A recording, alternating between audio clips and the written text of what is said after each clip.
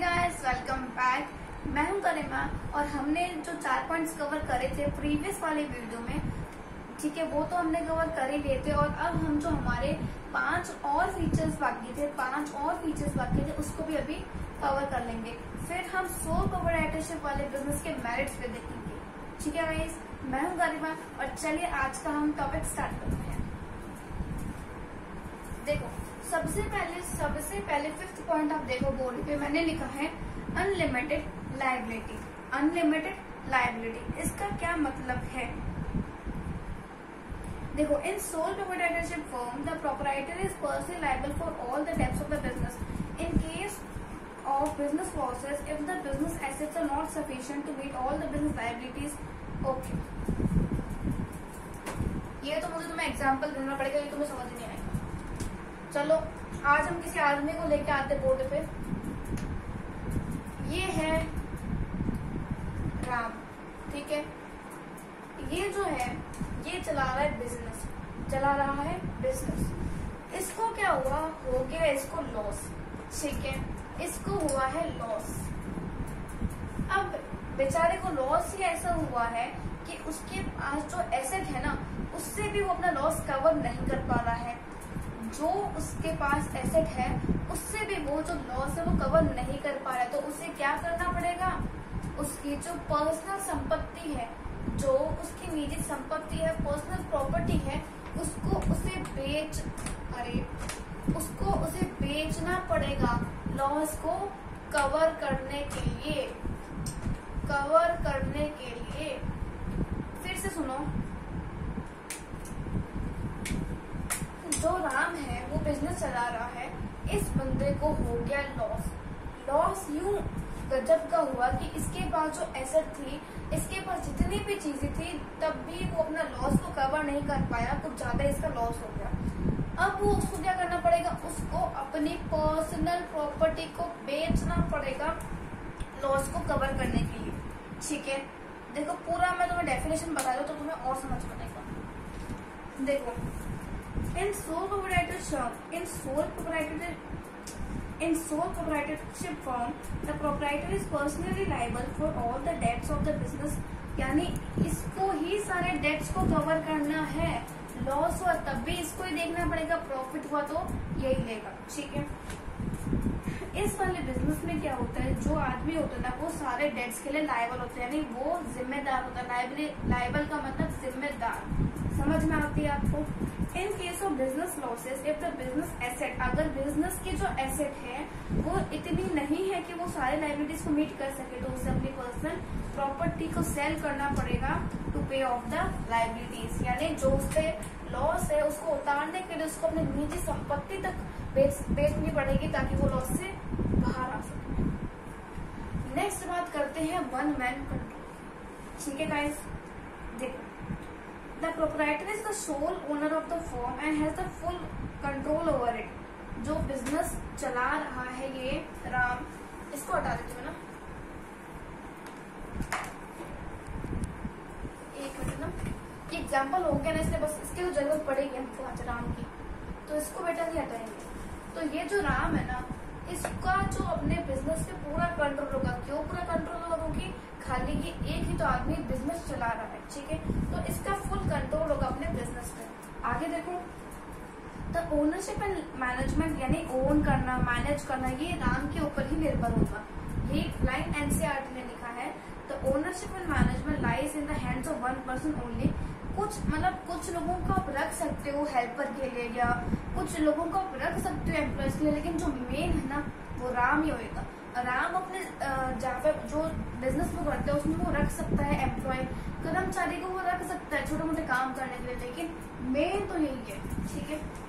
चलो इंग्लिश में भी देख लो। सम पर्सन्स और manager may be employed to help the owner, कुछ वो रख सकते हैं अपने हेल्प के लिए, लेकिन ultimate controls lie with the soul trader. Soul trader मतलब जो आदमी अकेला है, जो बिजनेस चला रहा है, उसके पास पूरा कंट्रोल, मैनेज और ओन होगा, ठीक है। नेक्स्ट हम बात करते हैं स्मॉल साइज।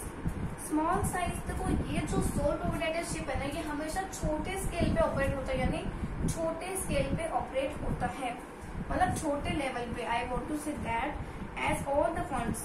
ठीक है, देखो इसमें मैं तुम्हें एग्जाम्पल फिर से राम का ही देना चाहती हूँ। जो राम बिजनेस कर रहा है, देखो उसके पास ना लिमिटेड होगा फंड। जो राम होगा ना उसके पास लिमिटेड फंड होगा। क्यों?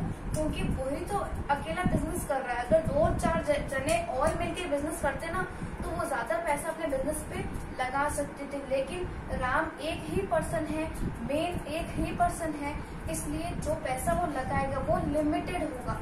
ज्यादा लोग होंगे तो ज्यादा फंड होते हैं। ठीक है, अब देखो इसीलिए मैं ये कहती हूँ कि सोल प्रोप्राइटरशिप वाला बिजनेस हमेशा स्मॉल स्केल पे ऑपरेट होता है। ठीक है, A sole trader can arrange limited funds and has limited managerial liability. Therefore, जो ऑपरेशन है स्केल पे वो हमेशा लिमिटेड होता है। Next, formation and closure. There are no legal formalities to start and close. कोई फॉर्मेलिटी तुम्हें नहीं करनी है। अगर तुम्हें ये टाइप का बिजनेस स्टार्ट करना है, तुम्हें शुरू करना है तब भी कोई फॉर्मेलिटी नहीं है, तुम्हें बंद करना है तो भी कोई फॉर्मेलिटी नहीं है। ठीक है, फिर ये क्या बोल रहा है, कोई लॉ नहीं है इस फॉर्म ऑफ बिजनेस के लिए। ठीक है, ओनली इन सम केसेस, कुछ लाइसेंस, कुछ केसेस में मतलब आपको लाइसेंस बनाना पड़ सकता है, लेकिन वैसे फॉर्मेलिटी तो इस बिजनेस में नहीं है। ठीक है, देखो only in some cases licence might be required, but otherwise अगर आपको इसे बनाना है, मतलब इस बिजनेस को परस्यू करना है तो बहुत ही कम फॉर्मेलिटीज है। ठीक है, नेक्स्ट बात करते हैं लैक ऑफ बिजनेस कॉन्टिन्यूटी के ऊपर। Since business and the owner are one, इसमें हम बिजनेस और ओनर को एक ही मानते हैं। सो डेथ, मृत्यु जो है इसका एक डायरेक्ट इफेक्ट पड़ेगा बिजनेस पे। मैं क्या बोलना चाहती हूँ, सिंस हम बिजनेस को और ओनर को एक ही मानते हैं। ठीक है, सो डेथ हो गया या दिवालिया निकल गया, यानी उसका दिवालिया निकल गया आदमी का, या फिर उसकी कैपेसिटी नहीं रही, तो इसका डायरेक्ट, अब आप खुद सोचो, जो आदमी और बिजनेस को हम एक समझ रहे, अगर वो आदमी मर जाए तो क्या वो बिजनेस वो चलेगा? नहीं चलेगा। तो लैक ऑफ बिजनेस कंटिन्यूटी रहती है। देखो आपको इसमें 2 ही लाइन लिख के आना है, since business and owner are one, since business and owner are one, so death etcetera will have direct. So अगर उसकी डेथ होगी तो इसका एक इम्पैक्ट जो है बिजनेस पे पड़ेगा। समझ में आ गया? दोनों को मानते हो एक, और अगर उसकी डेथ या फिर एलिमेंट या फिर इंसॉल्वेंसी हो जाती है उस आदमी के साथ तो डायरेक्ट इस पे इम्पैक्ट पड़ेगा। देखो अब जो है मैं जो टॉपिक स्टार्ट करवाना चाहती हूँ वो है इसके मेरिट्स, यानी इस टाइप के मतलब सोल प्रोप्राइटरशिप के क्या मेरिट्स है, क्या एडवांटेजेस हैं। ठीक है, चलो इसको लिख लेते हैं एक बार, फिर समझेंगे।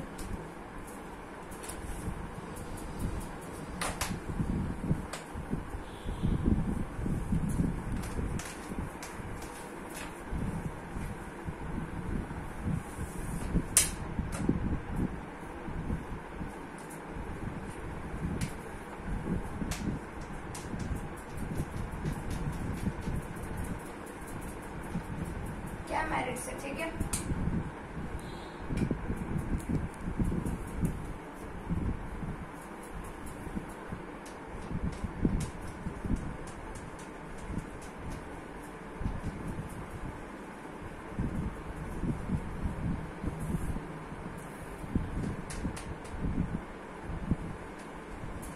सबसे पहला easy to form and dissolve. ठीक है, सेकेंड इसमें आता है डायरेक्ट इंसेंटिव।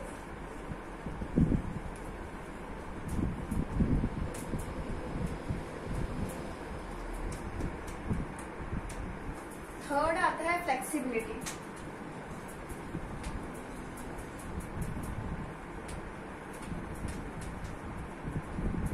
फोर्थ आता है आपके सोल बेनिफिशियरी ऑफ प्रॉफिट्स।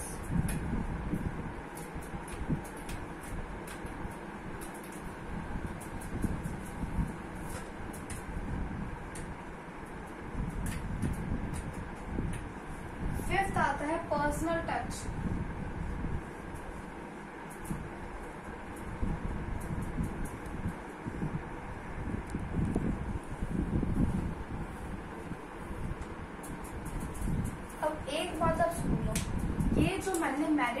नहीं है, ठीक है। सोल प्रोप्राइटरशिप फॉर्म की अगर आपकी बुक से कोई हेडिंग अगर मैच नहीं होती हो, सुन लेना ध्यान से, कोई अगर ये हेडिंग नहीं मैच होती हो तो आपको टेंशन लेने की जरूरत नहीं है, क्योंकि मैटर सारा सेम ही है। हेडिंग्स जो है कुछ नई बुक्स में चेंज हो रखी है, मेरे पास थोड़ी ओल्ड बुक थी इसलिए आप ये हेडिंग्स देख रहे हो, ठीक है। लेकिन आपको यही याद करनी है क्योंकि कोई डिफरेंस नहीं है कोई भी कंटेंट पे। तो अगर आपको ये हेडिंग्स में डिफरेंस हो रहा है तो आपको कोई टेंशन लेने की कोई जरूरत नहीं है मेरे कहने के, ठीक है।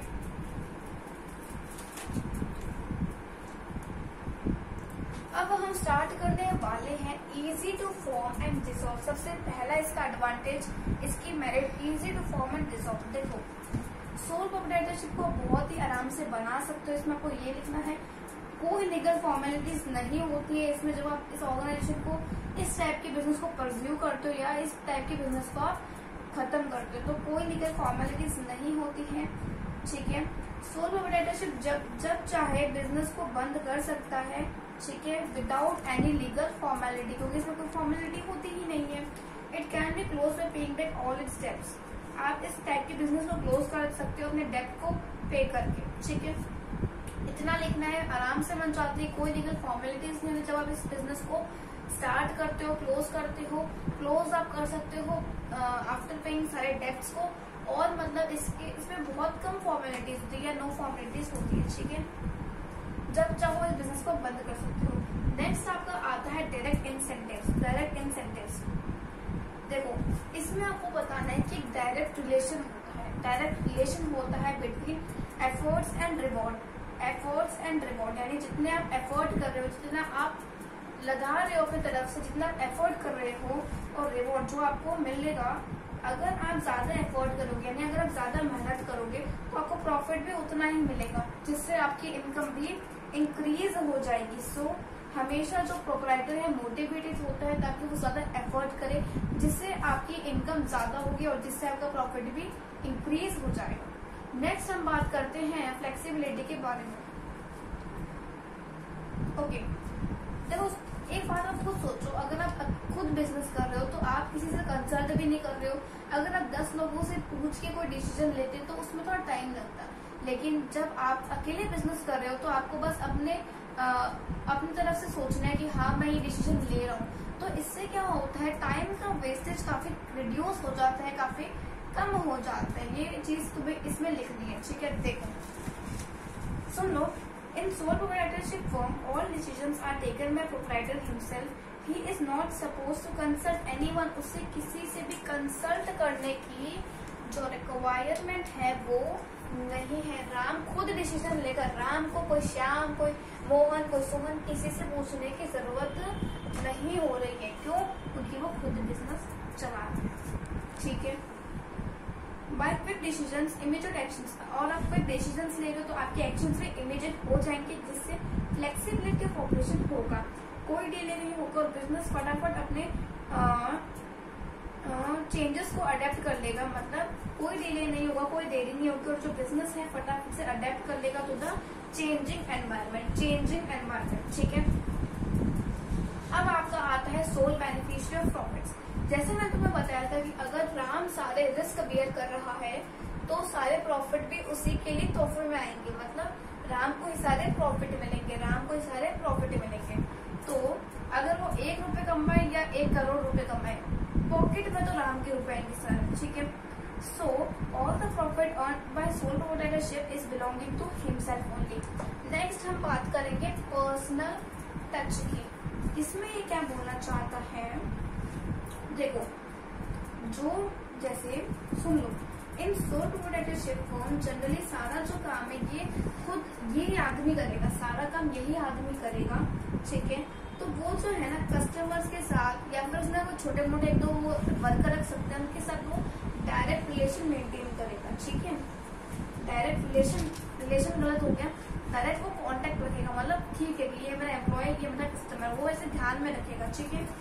सो वो फटाफट चेंजेस कर देगा। अगर डिमांड, जैसे वो कोई चीज बना, जैसे उसका जो कस्टमर है उसकी डिमांड चेंज हो गई, उसका टेस्ट चेंज हो गया या उसकी प्रेफरेंसेस चेंज हो गई, तो वो फटाफट से क्या करेगा, चेंजेस कर देगा अपने प्रोडक्ट्स में according to the demands and expectations of the customer, क्योंकि वो एक डायरेक्ट मतलब वो डायरेक्ट कांटेक्ट करता है अपने कस्टमर्स के साथ और एम्प्लॉयज के साथ। और इसमें आपके जो सोल प्रोप्राइटरशिप फॉर्म है, इसमें आप सारा काम तो खुद ही करते हो, तो आप आराम से कांटेक्ट में भी रह पाओगे अपने एम्प्लॉयज और कस्टमर्स को, और कोई भी चेंजेस हो तो अपने प्रोडक्ट में इजीली कर पाओगे, इजीली कर पाओगे। ठीक है, अब अपना 5 तो हो गया, 6 है आपकी सीक्रेसी। तो रब करना पड़ता है, एक बार हम इस राम को हटा देते हैं, बाद में इसे वापस लेंगे। ठीक है, एग्जाम्पल के लिए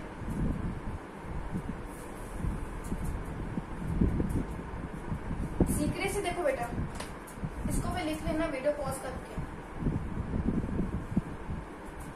सीक्रेसी देखो, द सोल प्रोप्राइटरशिप। ठीक है, ये जो राम को लेके आओ या राम को लेके आओ, देखो ये जो है ना, इसको अपने कोई सीक्रेट शेयर करने की जरूरत नहीं है दूसरों के साथ। ये जो बंदा है, यूं राम है, इसको अपने जो सीक्रेट है किसी के साथ शेयर करने की जरूरत नहीं है। ठीक है, और उसको अपने अकाउंट्स को, आपने 11 में पढ़ा होगा, उसको अपने अकाउंट्स को पब्लिश करने की भी जरूरत नहीं है। सारा डिसीजन वो खुद ही लेता है, सो इट बिकम्स इजियर। तो इसलिए ये राम के लिए काफी इजी हो जाता है कि वो सारे सीक्रेट्स अपने तक ही रखे, अपने तक ही रखे। ठीक है, मतलब इसमें यही बोल रहा है कि जो राम है उसको अपने सीक्रेट किसी के साथ शेयर नहीं करने हैं। ठीक है, और इसमें वो क्या बोल रहा है कि उसको अपने अकाउंट्स पब्लिश करने की भी जरूरत नहीं है। जब भी मतलब उसको डिसीजन लेना होगा वो खुद ले लेगा, और इससे उसकी सीक्रेसी भी बनी रहेगी, उससे कॉम्पिटिटिव स्ट्रेंथ भी मिलेगा। ठीक है, नेक्स्ट इंडिपेंडेंट कंट्रोल। थोड़ा यहाँ पे लिख देती हूँ। ठीक है, 7 है।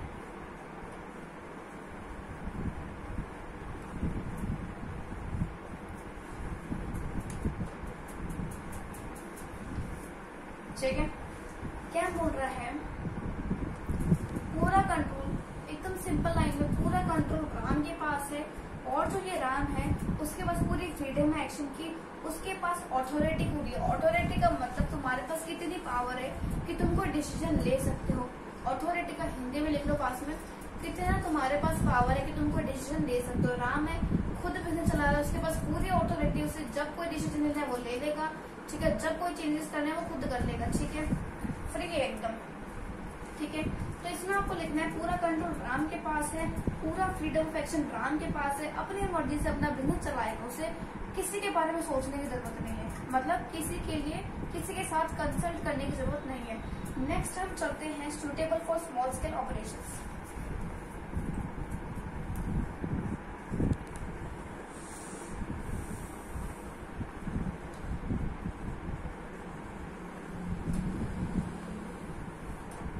थोड़ा सा मैं नीचे लिख देती हूँ, चलो स्केल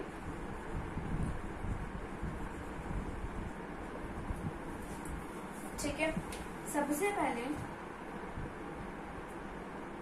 ओके, अगर आपको देखो, अगर आपको स्मॉल स्केल बिजनेस करना है तो आप सोलो प्रोप्राइटरशिप के लिए जाएं। मैं क्या बोलना चाहती हूँ कि ये इस टाइप का जो बिजनेस अगर आप सोलो प्रोप्राइटरशिप करना चाहते हो तो ये हमेशा स्मॉल बिजनेस एंटरप्राइजेस के लिए अच्छा रहता है। ठीक है, small business it is a suitable enterprise for business requiring, ठीक है, personal attention, small capital outlay, personal attention etcetera. It is a suitable for which offers opportunity for self employment. ये इतना तो कोई खास नहीं, लेकिन इतना सुन लो कि स्मॉल स्केल ऑपरेशंस के लिए सूटेबल है। ठीक है, अगर आपको छोटे लेवल पे काम करना है और ये लाइन लिखनी तो आप लिख सकते हो, इसके पहले जो लाइन बोलती है वो तो जरूरी नहीं है, ये लिख देना। It is a suitable form which offers opportunity for self employment. अगर आपको सेल्फ एम्प्लॉयमेंट की अपॉर्चुनिटी चाहिए तो आप ये वाला बिजनेस करें। दूसरा पॉइंट इसमें लिखोगे कि स्मॉल लेवल पे आपको बिजनेस करना है तो आप करें। और एक ये लाइन लिखोगे तो लिख लेना, the sole proprietorship form is the most suitable form of business for small scale business enterprises. English में मैंने बोलता कोई खास नहीं था। ठीक है, 9th जो है सेंस ऑफ अकम्प्लिशमेंट, ये अच्छा है। देखो इसको वहां लिखो, चलो यही लिख देते हैं, मैं लिख दूं सेंस ऑफ अकम्प्लिशमेंट।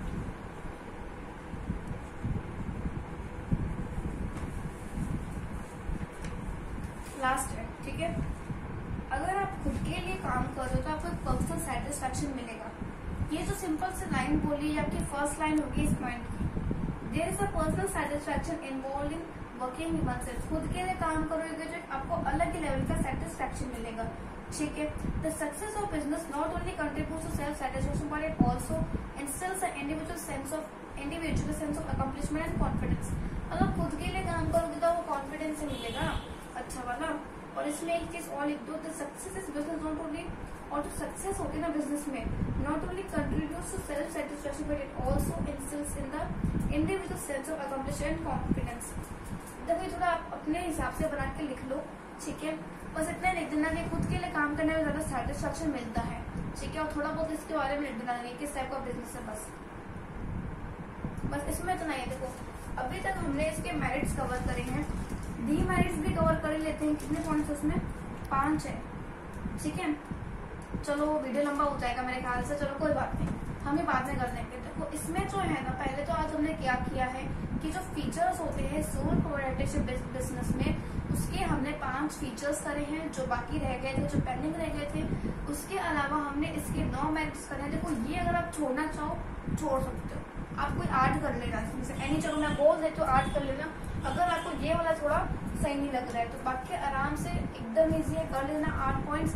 उसके बाद मेरिट्स तो हमारे हो गए। अगले वीडियो में हम जो स्टार्ट करने वाले हैं इसके डीमेरिट स्टार्ट करने वाले हैं सिर्फ 5 ही है। तब तक के लिए पूरा वीडियो रिवाइज करके आना गाइस। मैं हूँ गरिमा, थैंक यू, मिलते हैं नेक्स्ट वीडियो।